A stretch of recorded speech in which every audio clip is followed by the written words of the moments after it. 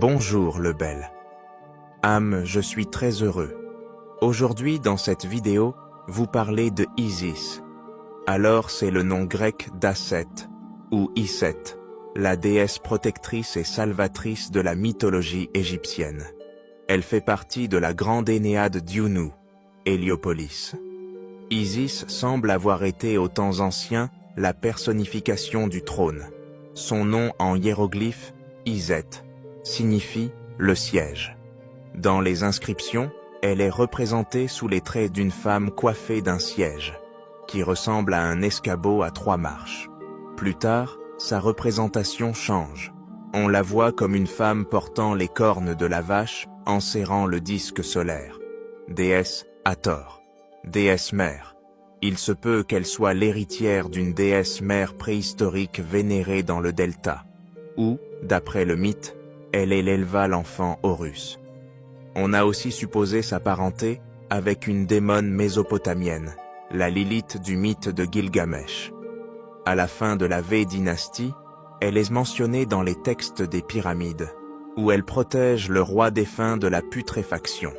Les Ramessides lui construisirent des sanctuaires à Memphis et à Abydos notamment.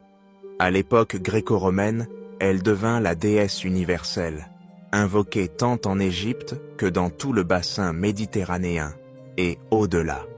Isis est la grande déesse par excellence. Dans le mythe osirien, elle est l'épouse exemplaire qui, grâce à ses pouvoirs magiques et avec l'aide de sa sœur Nephthys, réussit à ressusciter Osiris, le temps d'une union d'où naquit le dieu Horus. Elle retrouva 13 des 14 parties du corps de son bien-aimé, la partie manquante étant le sexe, qu'elle reconstitua en argile, assassinée et dépecée par Seth, son frère jaloux. Isis lui insuffla le souffle de la vie et lui donna un fils, Horus. Symbole de la féminité dans ses aspects biologiques, c'est par elle que s'accomplit le mystère de la vie. En langage freudien, on pourrait même dire qu'Isis représente la matrice, la coupe féminine qui reçoit le principe masculin. En tant que magicienne, ayant ramené Osiris à la vie, elle est aussi déesse guérisseuse. Les malades portaient parfois des amulettes à son effigie. En tant que mère d'Horus, elle est dispensatrice de vie et déesse gardienne qui veille sur son enfant.